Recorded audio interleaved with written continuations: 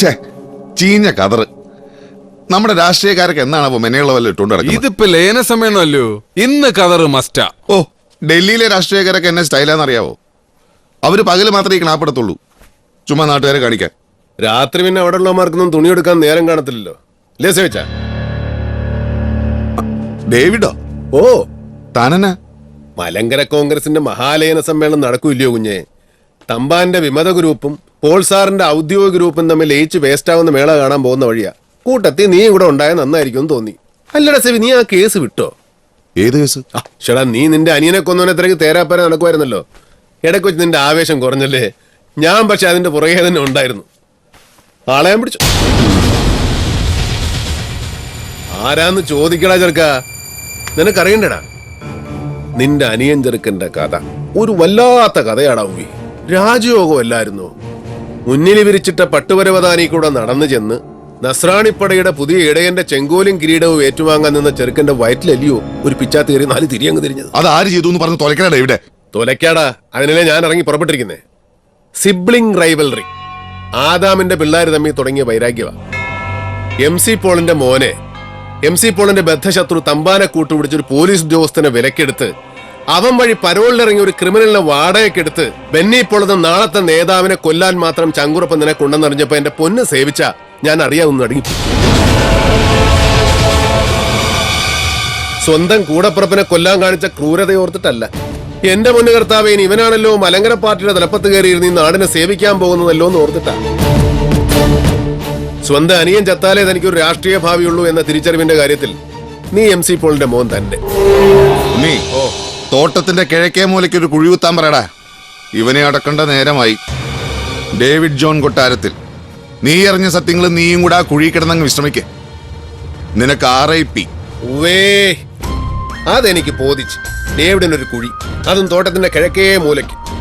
ശവപ്പെട്ടിയുടെ മൂടി വെക്കുന്നതിന് മുമ്പ് നീ നടത്തിയ കൽപ്പന എനിക്ക് വളരെ ബോധിച്ചു. കൊട്ടാരത്തി ജോണിന്റെ മോൻ ഡേവിഡ് 1.5 വയസ്സിലാ പിച്ച വെച്ചു തുടങ്ങിയത്. അന്നെങ്ങും വീണിട്ടില്ല, തപ്പിയും തടഞ്ഞും പിന്നൊരു വീഴ്ച അതും ഉണ്ടായിട്ടില്ല ഡേവിഡിന്. ആ ചരിത്രം തിരുത്തി എഴുതാൻ നീയല്ല, നിന്റെ അപ്പനല്ല, അയക്കൊരപ്പനുണ്ടായിരുന്നെങ്കിൽ അയക്കും കഴിയലടാ കഴിവറി. നിന്നെ കൊണ്ടുപോകാനാ ഞാൻ വന്നത്, നിന്നെയും കൊണ്ടേ ഞാൻ പോകും. സുഖം പിടിച്ചോളാം.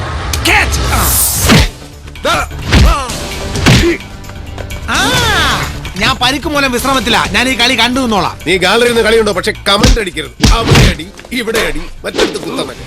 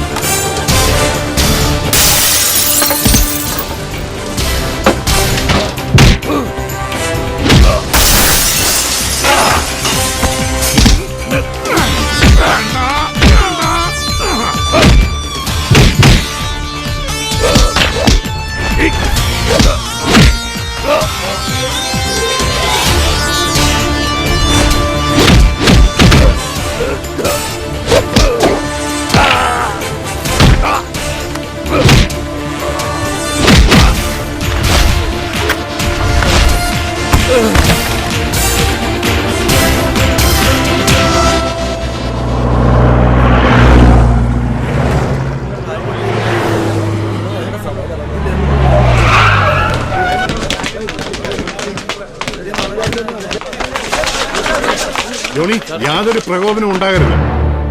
പ്രിയപ്പെട്ടവരെ, മരണം വരെ മലങ്കരയുടെ അമരത്ത് ഞാൻ ഉണ്ടാവുമെങ്കിലും പുതിയ പാർട്ടി ചെയർമാനായി ശ്രീ തമ്പാൻ ജോസഫിനെ നിയമിച്ച തീരുമാനം ഞാനിവിടെ അറിയിക്കുകയാണ്.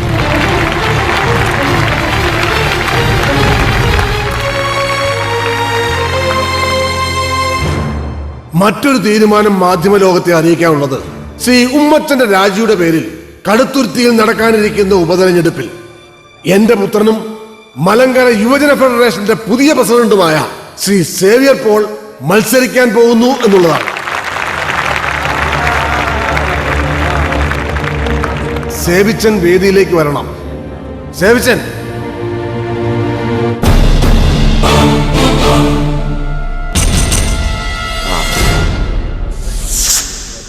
എന്റെ പേര് ഡേവിഡ് ജോൺ കൊട്ടാരത്തിൽ. നിങ്ങൾ മാധ്യമപ്രവർത്തകർക്കോ ഈ പരിപാടി ലൈവ് ടെലികാസ്റ്റ് കണ്ടുകൊണ്ടിരിക്കുന്നവർക്കോ എന്നെ മനസ്സിലായെന്ന് വരില്ല. ഞാനൊരു പാവം കോട്ടയം നസ്രാണിയാണ്. നസ്രേത്തുകാരന്റെ അനുയായി എന്ന അർത്ഥത്തിൽ എന്നെ വിശേഷിപ്പിക്കാൻ ആ പേര് തന്നെയാണ് നല്ലത്, നസ്രാണി. എനിക്ക് പറയാനുള്ളത് കൂടെ ടെലികാസ്റ്റ് ചെയ്യപ്പെട്ടാലേ ഈ ലയന പ്രഖ്യാപന നാടകം പൂർണ്ണമാണ്. എന്ത് അസംബന്ധമാണിത്? ഇയാൾ ആരെ ഇങ്ങോട്ട് ക്ഷണിച്ചത്? മിസ്റ്റർ, ഇത് പാർട്ടിയുടെ ഔദ്യോഗിക വാർത്താ സമ്മേളനമാണ്. ഇറങ്ങി പോകണം നിങ്ങൾ. പാർട്ടിയുമായി ഇയാൾക്ക് എന്താ ബന്ധം? ഒരു ബന്ധവുമില്ലെന്ന് മാത്രമല്ല തമ്പാനെ, നിങ്ങളുടെ സമ്മേളനവും കലാപരിപാടികളും നടക്കുന്ന ദിവസങ്ങളിൽ കോട്ടയം ജില്ല വിട്ട് പോകുന്നവനാ ഞാൻ. നിങ്ങൾ ജനങ്ങളുടെ മുമ്പിൽ വിളിച്ചു പോകുന്ന നോൺസെൻസും അവരുടെ മുമ്പിൽ നടത്തുന്ന പൊറാട്ട നാടകവും കണ്ട് സഹിക്കാൻ വയ്യാത്തതുകൊണ്ട് ഇന്നിവിടെ വന്നത് പക്ഷേ നിങ്ങളുടെ സംപൂജ്യരായ നേതാക്കന്മാരുടെ മുമ്പിൽ വെച്ച് ഈ മാധ്യമ പ്രവർത്തകരോട് 2 വാക്ക് പറയാനാണ്. അതിനുള്ള അനുവാദം ഇവര് തന്നാ മതി. മിസ്റ്റർ ഡേവിഡ് ജോൺ കൊട്ടാരത്തിൽ, നിങ്ങൾ പറയണം, ഞങ്ങൾ കേൾക്കാൻ തയ്യാറാണ്. അതിനോട് ഒരുത്തന്റെ അനുവാദം ആവശ്യമില്ല. You proceed mister David. അയാൾ പറയട്ടെ, അയാൾക്ക് പറയാനുള്ളത് കേൾക്കട്ടെ. അധികാരം തനിക്കും തന്റെ കാലശേഷം തന്റെ പുത്രപരമ്പരകൾക്കും എന്നും ഖജനാവ് കൊള്ള ചെയ്യാനും പൊതുജനമെന്ന പാവക്കൂട്ടങ്ങളെ ഭരിച്ചും ശിക്ഷിച്ചും രസിക്കാനുമുള്ള അധികാരം. അതിനുവേണ്ടി തരാതരം കൂട്ടുചേർന്ന് ഭിന്നിച്ചും പിളർന്നും വളർന്നും രാഷ്ട്രീയ പാർട്ടികൾ എന്ന മാഫിയകൾ നടത്തുന്ന നെറികെട്ട കളികളുടെ പിന്നിലെ സത്യം, അതാണ് എനിക്ക് പറയാനുള്ളത്. മിസ്റ്റർ രാജഗോപാൽ, കൊണ്ടുപോവനെ അതൊന്നെടുത്ത് മാറ്റോ. നടക്കടാ ഇങ്ങോട്ട്.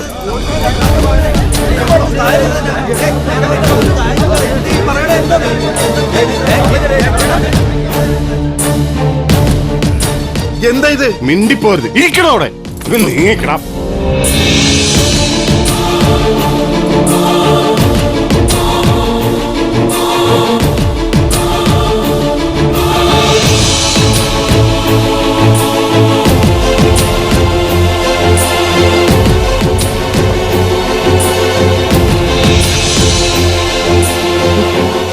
MC പോളിന്റെ മൂത്ത സന്തതി സേവ്യർ പോൾ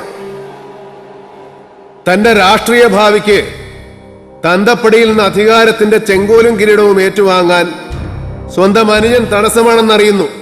അനിയനെ വാടക ഗുണ്ടായി ഉപയോഗിച്ച് കൊലപ്പെടുത്തുന്നു.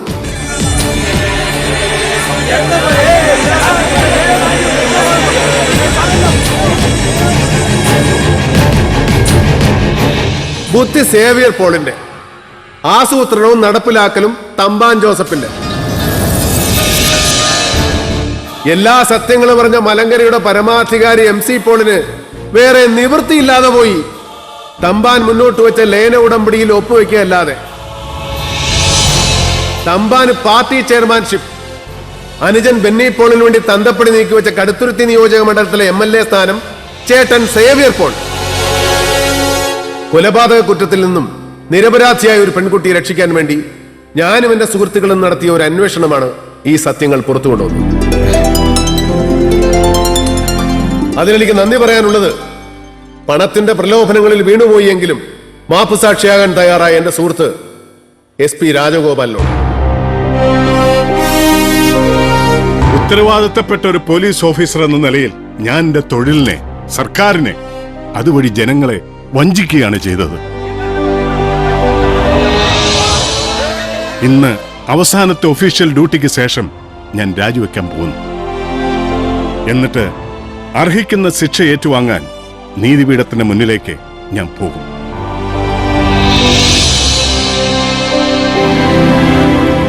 എന്നാ പിന്നെ ഇതുകൂടി മാധ്യമ പ്രവർത്തകർ കേൾക്കണം. സത്യസന്ധതയോടെ യഥാർത്ഥ ജനസേവകൻ എന്ന നിലയിൽ രാഷ്ട്രീയ പ്രവർത്തനം നടത്താൻ ഇനിയുള്ള എന്റെ ജീവിതം ഞാൻ മാറ്റിവെച്ചിരിക്കുകയാണ്. ജനങ്ങളുടെ പോക്കറ്റ് അടിക്കുന്നവനല്ല, ജനങ്ങളുടെ രക്ഷകനാകണം പൊതുപ്രവർത്തകൻ എന്ന സത്യം ഞാൻ തിരിച്ചറിയുന്നു. വാഗമണ്ണിലും അടിമാലിയിലും വ്യാജ പട്ടയങ്ങളിലൂടെ ഞാൻ സ്വന്തമാക്കിയ മുഴുവൻ ഭൂമിയും സർക്കാരിലേക്ക് വിട്ടുകൊടുക്കാൻ ഞാൻ തയ്യാറാണ്. ആ തീരുമാനം ഞാൻ നിങ്ങളെ അറിയിക്കുന്നു. എന്റെ വർഗം നന്നാവാതെ ഈ നാട് നന്നാവില്ല. രാഷ്ട്രീയക്കാരിലെ ബഹുഭൂരിപക്ഷ എരപ്പാളികൾ നന്നായില്ലെങ്കിൽ ദൈവത്തിന് പോലും ഈ രാജ്യത്തെ രക്ഷിക്കാനാവില്ല.